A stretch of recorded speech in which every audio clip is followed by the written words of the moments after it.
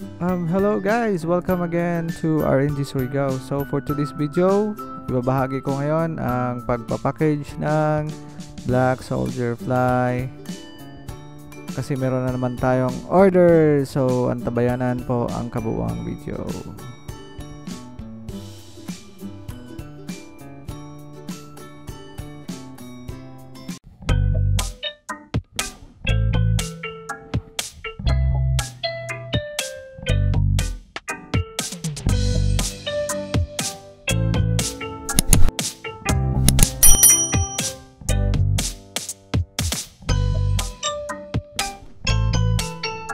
Hello! Ako po si Bella at kasama ko po ang aking boyfriend na si Gab. Excited po kami na isama kayo sa aming journey ng pag-aalaga ng manok at iba pang hayop.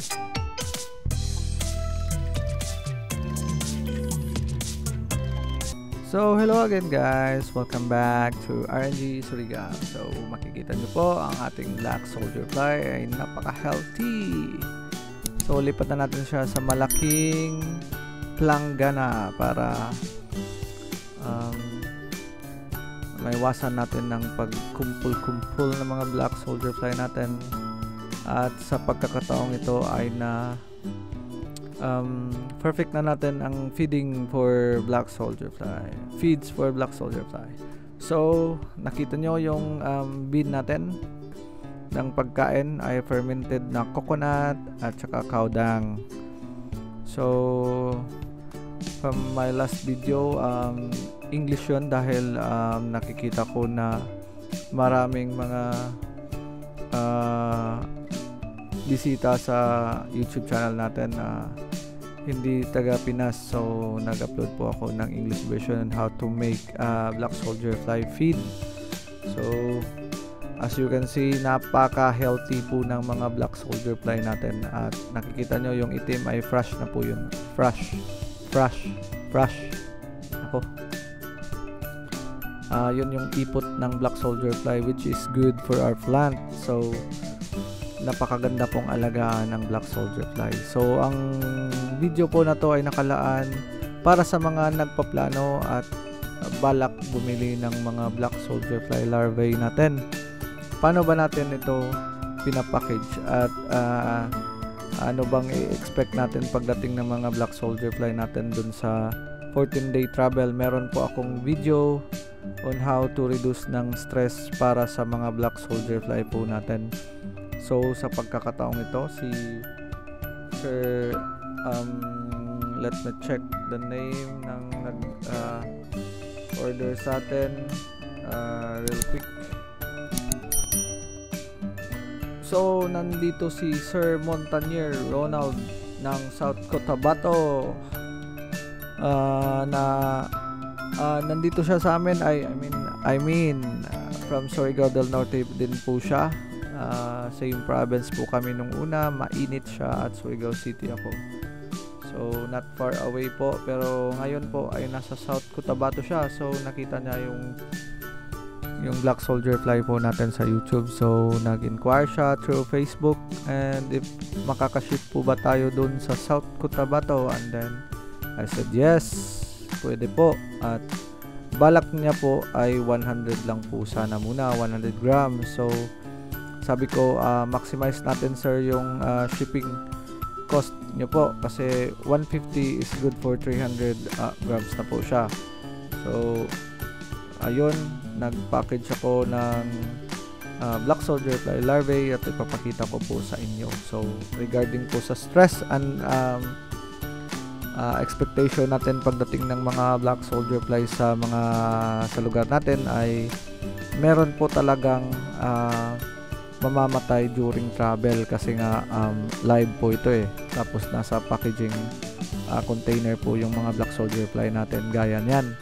So microwavable yung container na yan at pwede siyang mag-cater ng 150 grams na Black Soldier Fly. So naglagay lang ako ng konting pakain, good for 7 days sa mga Black Soldier Fly po natin. At meron po akong nilagay na mga pupa dyan para sure na po yung Black Soldier Fly ni Sir Ronald. So Sir Ronald. And every 100 grams meron po akong extrang 10 na black soldier fly pupa na nilalagay. So in your case po, kasi nag-order po kayo ng 300 grams, so naglagay po ako ng 30 na piraso na pupa sa isang container na yan. So ayan po, makikita nyo po, maliit po yung nilagay ko just in case mag-survive yan sila. Meron po kayong maliit at meron po kayong malalaki, kasi nga under monitoring pa po natin kung ano po yung magandang survival rate, kung si Insta 1 ba or yung stage 1 or yung ganyan, mga 3 days old to 5 days old na mga larvae, magsusurvive ba sila, maganda ba? Ito yung mga almost 1 week na tong mga larvae na to. Maganda kasi kung halo-halo at saka yung meron mong mamamatay, meron ding buhay na darating. So expected po na 50% po ay mamamatay, pero wag po kayong mag-alala dahil naglagay po ako ng maliliit dyan. So expect na po din na marami po yung magsusurvive dyan. And pagdating po nito sa bahay ninyo, tignan nyo lang po yung previous uploads ko. Meron po doon videos on how to reduce ng stress during travel ng black soldier fly po natin. So kumuha po kayo ng idea doon, ng mga information para po mag-survive po yung mga black soldier fly po natin. Siyempre, of course, yung mga pupae po natin ay hindi na po sila kakain. Maghahanap lang sila ng mga lugar na tawag dito, yung pwede silang mag-incubate or mag-hibernate para in preparation ng paglipad nila. So wag po kayong mag-alala dahil ito po ay hindi nakakain at mag-i-standby lang po siya, mag-hibernate lang po siya ng 14 to 18 days na hibernation. Kung tama po yung temperatura at humidity ay madali po silang maglipad, pero kung hindi po ay aabot din po sila ng 30 days. So yung travel time po ay secure na po yung 30 piraso na black soldier fly dahil 300 grams yung order ni Sir Ronald Montanier ng South Cotabato. So yan lang po ginagawa ko at tinitibang po natin. So yung packaging po is 200 grams in every container, kasi total nito ay 420 grams lahat. So pasok din po tayo sa limitation ng courier po na napili ko. So GNT baka naman. So si GNT po yung napili natin courier service, na kasi sila yung malapit dito at medyo mura din po sila. I mean, mapapamura ta. Joke lang po. Hindi naman po sila ganun katagal at nakukuha lang po nila yung Mindanao to Mindanao ng 4 to 5 days. 7 days na kung merong mga di natin inaasahang event, although sinasabi nilang kaya nila na yung 5 days na pinakamatagal na yun. So yun, hindi pa ako nakaka-try ng LBC, although gusto ko mag-try kasi expression, pero mahal. Depende kay client kung ano yung prepared courier service niya. So ayun, nakuha natin yung address ni sir, then nag-book ako sa GNT.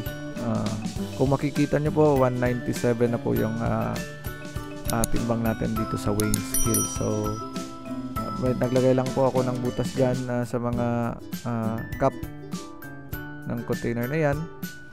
Nag-label po ako doon at pinadala na po natin dyan kay Sir Ronald Montanier. So may cover po tayo dyan at masaya po ako sa GNT kasi nilagyan po nila ng bubble wrap yung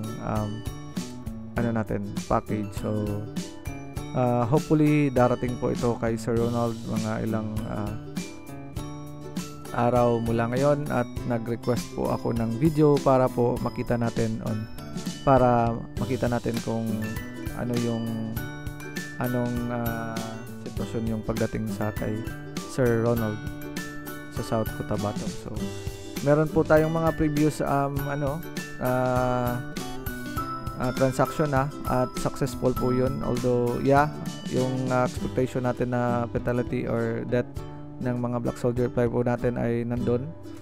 At nasa Cebu po yun, Visayas area. So Mindanao to Visayas, meron pong buhay at nagtanong po siya kung ano yung sa Black Soldier Fly pupa po natin. So maganda po at sinabi ko lang po na prepare siya ng love cage para ma-secure niya yung mga Black Soldier Fly and then makapag-culture siya ng colony niya. So dito po sa atin, ganun din po yung advice ko kay Sir Ronald. So sabi niya baka pwede natin makita yung mga design at saka yung ano natin. Huwag po kayong mag-alala dahil mag-upload po tayo ng design and yung binebenta ko pong Black Soldier Fly cage. So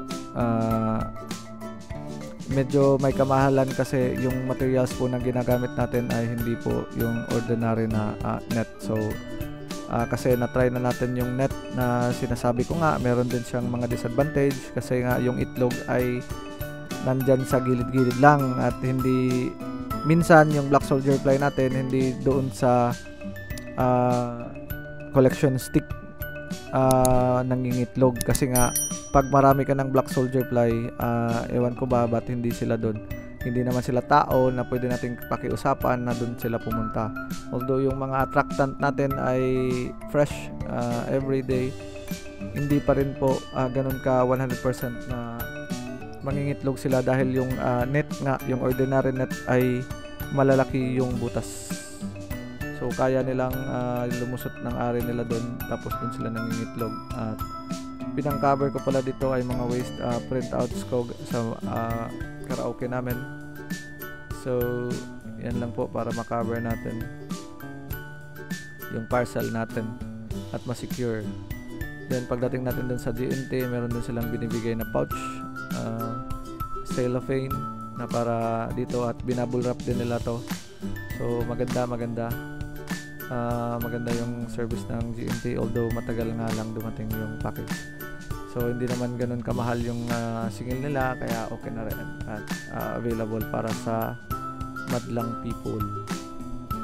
So ayun lang guys, ganito lang yung pag-package natin ng Black Soldier Fly at saka pinapakita ko ito para makita nyo at maging confident kayong bumili ng Black Soldier Fly para rin makatulong sa amin sa pagpa-farm.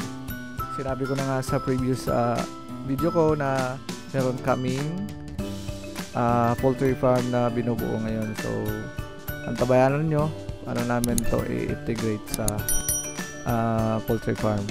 So meron akong ipapasingit na video dito on how do we ship the during na ito sa GMT office, although bawal mag-video doon. Panoorin nyo lang. Dito na lang at happy farming everyone. Magandang gabi.